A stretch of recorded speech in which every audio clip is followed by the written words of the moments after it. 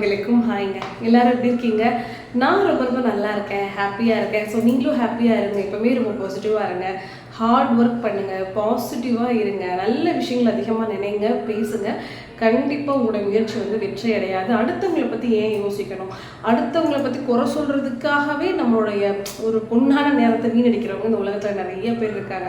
அந்த மாதிரி யூஸ்லெஸ்ஸான ஒரு விஷயத்த பண்ணாமல் நமக்காக என்ன பண்ணிக்கிறோம், நம்ம குடும்பத்துக்காக நம்ம என்ன பண்ணுறோம், நம்ம குடும்பத்தை அடுத்த ஸ்டேஜுக்கு கொண்டுட்டு போகிறதுக்கு என்ன பண்ணலாங்கிறத பற்றி யோசிச்சிங்கன்னா கண்டிப்பாக நல்ல டெவலப்மெண்ட் நிச்சயமாக கிடைக்கும். ஸோ இன்றைக்கி சூப்பரான ஒரு விஷயத்தை ஷேர் பண்ண போகிறேன். கடன் தீர்றதுக்கு எனக்கு பண்ணி பர்சனலாக சக்ஸஸ் ஆன விஷயத்த உங்ககிட்ட நான் ஷேர் பண்ண போகிறேன். இதுக்கு முன்னாடி இந்த கடன் பிரச்சனை இருந்து தீர்றதுக்காக சிவன் கோயிலில் ஒரு பரிகாரம் நான் பண்ணி எனக்கு சக்ஸஸ் ஆச்சுன்னு உங்ககிட்ட சொல்லியிருக்கேன். அதாவது இந்த வில்வ இலையும் அரிசி மாவையும் அரைச்சி பிரதோஷத்தன்னைக்கு அபிஷேகத்துக்கு கொடுங்கன்னு சொல்லியிருந்தேன் இல்லையா? அது சில பேர் பண்ணிட்டு எத்தனை பேர் பண்ணாங்கன்னு தெரியல. ஆனால் சில பேர் பர்சனலாக கால் பண்ணி போயிட்டு வந்தோடனே எங்களுக்கு கொஞ்சம் ரிசல்ட் கிடைச்சிருக்கு, ரொம்ப டைட் சுச்சுவேஷனில் நாங்கள் இருந்தோம், ஃபினான்ஷியலி கொஞ்சம் இப்போ பரவாயில்லாமல் இருக்கும், அந்த மாதிரிலாம் எங்களுக்கு சொன்னாங்க. எனக்கு ரொம்ப ஹாப்பி. இந்த விஷயம் இப்போ நான் சொல்ல போகிறதும் போன வருஷம் 2024 டிசம்பரில் நான் திருப்பூர் போயிருந்தேன். திருமுருகன் பூண்டி அப்படின்ற ஒரு ஃபேமஸான கோயில்.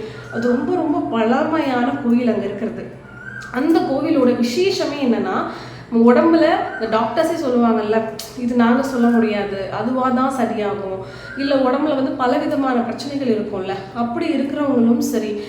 ஃபார் எக்ஸாம்பிள் நான் பர்சனலாக போனது என்னோட டாட்டருக்கு ஸ்பீச் டிலே இருந்துச்சு. ஸோ அதை க்யூர் பண்ணுறதுக்காக அங்கே போயிட்டு வருவோம். எனக்கு கடவுள் நம்பிக்கை அதிகங்கிறதுனால அங்கே போகும்னு சொல்லிட்டு நான் போனேன். 21 நாள் தங்கி அந்த பரிகாரம் முடிச்சுட்டு வந்த உடனே ஜனவரி மாதம் 2025 நாங்கள் சென்னை ரிட்டர்ன் ஆனோம். அதுக்கப்புறம் டக்குன்னு வீடு சேஞ்ச் பண்ணிட்டோம். பயங்கரமான ஒரு டிஃப்ரென்ஸை கண் கூட பார்த்தேன். புரியுதுங்களா? அதை நான் நம்பினேன். என் பொண்ணு இப்போ வேறு லெவலில் பேசுகிறா. அதுவே எனக்கு ரொம்ப ஹாப்பியாக இருக்குது. ஸோ அதுக்காக தான் இந்த ஒரு விஷயத்தை உங்களுக்கு ஷேர் பண்ணுறேன். ஸோ அந்த கோயிலில் உடல்நிலைக்கு மட்டும் கிடையாதுங்க, இதுக்காக மட்டும் கிடையாது. அந்த கோயிலில் நிறைய நஷ்டப்பட்டுட்டோம். ஸோ வாழ்க்கையில் அடுத்து நாங்கள் என்ன பண்ணுறது, நிறைய கடனை எப்படி கட்டுறது, இல்லை எல்லாத்தையும் இழந்துட்டோம், திரும்பவும் எப்படி நாங்கள் பழைய மாதிரி சந்தோஷமாக ஒரு நல்ல ஒரு சொத்து பத்தோடு வாழ்கிறது, அந்த மாதிரி ஒரு விஷயம் எல்லாருக்கும் தேவையில்லையா? அதுக்காகவும் அந்த கோயிலுக்கு நிறைய பேர் வந்திருந்தாங்க. அங்கே போனதுக்கு அப்புறம் தான் நான் தெரிஞ்சுக்கிட்டேன், அந்த கோயிலுக்கு எங்கெங்கே இருந்தோ என் ஃபாரின்லேருந்து கூட 21 நாள் தங்கி அந்த விஷயத்தை பண்ணிட்டு போகிறவங்கலாம் கண்ணால் நான் பார்த்தேன். நிறைய பேர் நாங்கள் வந்த காரியம் சக்ஸஸ் ஆகிடுச்சின்னு சொல்லிட்டு அன்னதானம் பண்ணுறது, அது எல்லாமே அந்த கோயிலில் நடந்துச்சு. ரொம்ப பாசிட்டிவாக நான் ஃபீல் பண்ணேன். எனக்கும் பர்சனலாக என் பொண்ணுக்கும் பயங்கர டிஃப்ரென்ஸ் எனக்கு தெரிஞ்சிச்சு, சீரியஸாகவே சொல்கிறேன். ஸோ திரும்பவும் கூட அந்த கோயிலுக்கு போகணுன்ற அளவுக்கு எனக்கு ஒரு ஸ்ட்ரென்த் வந்திருக்கு. இந்த விஷயத்த லாஸ்ட்டாக நான் ஒரு 6 மாதத்துக்கு முன்னாடி ஷார்ட்ஸ்லேயும் கொடுத்துருந்தேன். உங்களுக்கு இந்த மாதிரி கடன் பிரச்சனை இருந்தாலும் வாங்க இந்த கோயிலுக்குன்னு சொல்லியிருந்தேன். பட் நிறைய பேர் அங்கே பார்த்தீங்களா, நோட்டீஸ் பண்ணிங்களான்னு தெரியல. ஸோ இன்றைக்கி இந்த விஷயத்த உங்ககிட்ட ஷேர் பண்ணுறேன். திருப்பூரில் இருக்கிற திருமுருகன் பூண்டி அந்த கோயிலோட பேர். அந்த கோயிலில் அந்த பரிகாரம் 21 நாள் அங்கேயே நம்ம ஸ்டே பண்ணணும். சில பேர் 3 நாளும் பண்ணுறாங்க. பட் என்னை பொறுத்த வரைக்கும் 21 டேஸ் இருந்து பண்ணுங்கள். அதுக்கு முக்கியமாக நமக்கு தேவை இலுப்பை எண்ணெய், சரிங்களா? ஸோ இந்த எண்ணெய் ரொம்ப ரொம்ப விசேஷமான எண்ணெய். ஸோ இந்த இலுப்பை எண்ணெயில் நம்ம தீபம் போட்டோம்னா உடம்பு பிரச்சனைக்கும் சரி, பல ரீதியான பிரச்சனைக்கும் நமக்கு சொல்யூஷன் கிடைக்கும்.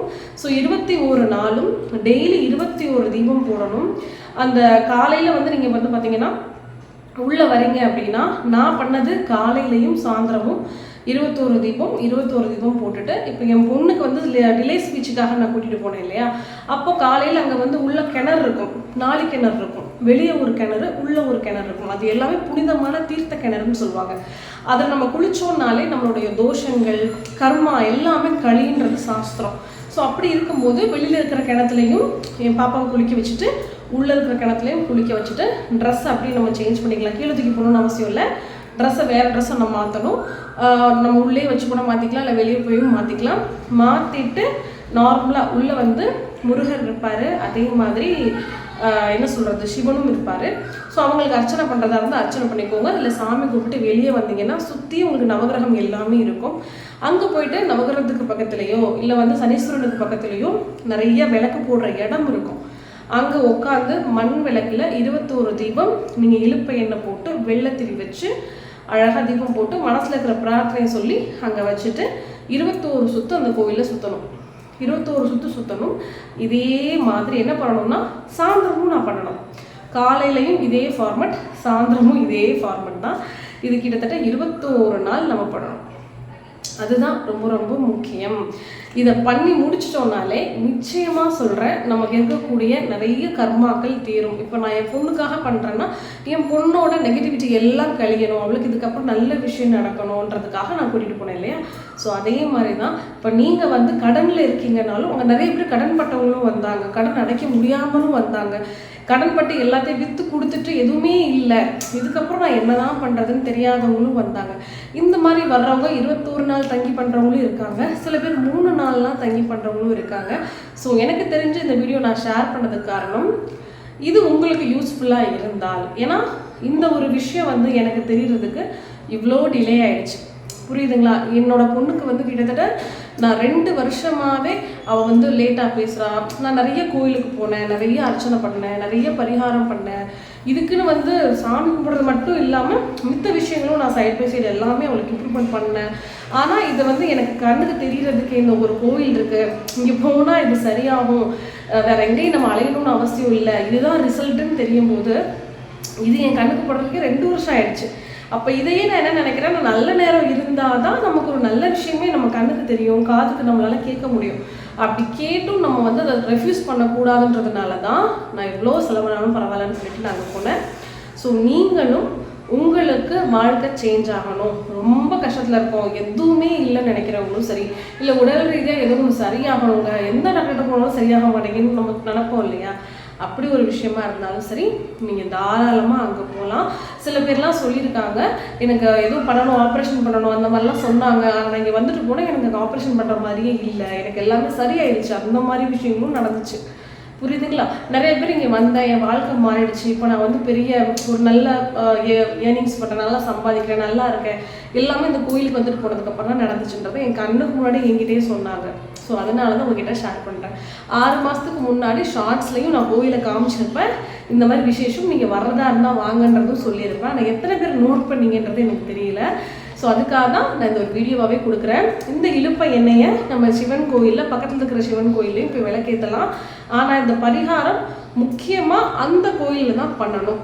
அது வந்து ஒரு விஷயமா சொல்கிறாங்க. ஏன்னா ஒரு கோயிலுக்கும் ஒரு பவர் இருக்குன்னு சொல்லுவாங்கல்ல, அதனால அங்கே வந்து இது ரொம்ப ரொம்ப ஃபேமஸ் அப்படின்னு சொல்கிறாங்க. ஸோ வேணுங்கிறவங்க நீங்கள் நெட்டில் சர்ச் பண்ணுங்கள், எனக்கு தெரிஞ்ச விஷயத்த ஷேர் பண்ணிட்டேன், நெட்டில் சர்ச் பண்ணுங்கள், போகணுங்கிறவங்க போங்க. அதே மாதிரி இலுப்பை எண்ணெயை வந்து வீட்டிலே நம்ம தீபம் போடலாம். ஆனால் வெறும் இலுப்பை எண்ணெய் மட்டும் போடாமல் தேங்காய் எண்ணெய், நல்லெண்ணெய் கொஞ்சம் 2-3 சொட்டு விட்டுட்டு வீட்டிலே வந்து ரெகுலராகவே நம்ம தீபம் போடலாம். நான் வெள்ளி செவ்வாய்க்கு வந்து இலுப்பை எண்ணெயில் தீபம் போடுறேன். நார்மல் மண்விளக்கு ஒன்றில் போட்டுட்டு அதில் வந்து வெள்ளத்திரி வச்சு போடுறேன். எனக்கு அதுவே வந்து ஓகேவாக இருக்குது. ஏன்னா நான் போயிட்டு வந்து ஏற்கனவே பண்ணிட்டு வந்துட்டேன் இல்லையா. ஸோ வீட்டில் ரெகுலராக நான் ஃபாலோ பண்ணிகிட்ருக்கேன். நீங்களும் இந்த ஏதாவது ஒரு விஷயம் பண்ணால் தான் ஒரு விஷயத்தில் மீண்டு வர முடியுமே தவிர, அதிகமாக கடன் இருக்குது, கடனை அடைக்க முடியலை, ரொம்ப கஷ்டத்தில் இருக்கேன், இப்படி நினச்சிக்கிட்டே இருந்தோம், சொல்லிக்கிட்டே இருந்தோம்னா நமக்கு எதுவுமே தீராது, சரிங்களா. முக்கியமாக நிறைய கமெண்ட்ஸ் பண்ண சிஸ்டர்ஸ்க்காக தான் இந்த வீடியோவை நான் ஷேர் பண்ணியிருக்கேன். ஏன்னா எனக்கும் அதோட கஷ்டம் என்னன்னு சொல்லி தெரியும் இல்லையா. அதனால் எவ்வளோ நீங்கள் கஷ்டத்தில் இருந்தாலும் சரி, இதை அவாய்ட் பண்ணாதீங்க. முக்கியமாக நமக்கு நல்ல நேரம் வர்றதே பெரிய விஷயம், ஒரு நல்ல விஷயம் காதில் கேட்குறதே பெரிய விஷயம். அதையும் தள்ளி போடாதீங்க. இல்லை டைம் இல்லை, லீவு கிடைக்கல, போயிட்டு வர்றதுக்கு செலவாகும், காசு இல்லை, இந்த மாதிரி எல்லாம் நிறைய நமக்கு தடைகள் வரும். ஆனால் அது எல்லாத்தையுமே நம்ம என்ன பண்ணணும்னா சரி பண்ணி தான் ஆகணும். இல்லை போய் தான் ஆகணுன்ற ஒரு முடிவோட கூட கொஞ்சம் நீங்கள் எக்ஸ்ட்ரா எஃபர்ட் போட்டு போயிட்டு வாங்க. கண்டிப்பாக நல்ல விஷயம் நடக்கும். எனக்கு போயிட்டு வந்த உடனே ஜனவரி பாதியில் நான் இங்கே சென்னைக்கு வந்தேன். கரெக்டாக ஒரு மாதம் டக்குன்னு வந்து என்னோட பொண்ணுடைய டெவலப்மெண்ட் ரொம்ப வேறு லெவலில் இருந்துச்சு. பர்சனலாக எனக்கு வந்து ரொம்ப திருப்தியான ஒரு விஷயம் தான். திரும்பவும் டைம் கிடைச்சா திரும்பவும் கூட அங்கே போகணும், ஒரு 3 நாளாவது தங்கி சாமி கும்பிட்டுட்டு வரணும் அப்படிங்கிறது என்னோட மைண்ட் செட், சரிங்களா. ஸோ இந்த ஒரு விஷயத்த, ஒரு நம்பிக்கையான விஷயத்த ஷேர் பண்ணியிருக்கேன். நீங்களும் தயவு செஞ்சு போயிட்டு வாங்க, உங்கள் வாழ்க்கையில் இருக்கக்கூடிய பிரச்சனையை சால்வ் ஆகும், ஓகேவா. மறக்காமல் நம்மளுடைய சேனலுக்கு சப்போர்ட் பண்ணுங்கள், லைக் பண்ணுங்கள், ஷேர் பண்ணுங்கள். நாளைக்கு ஒரு சூப்பரான வீடியோவில் வந்து நான் உங்களை மீட் பண்ணுறேன். ஓகே, பாய்.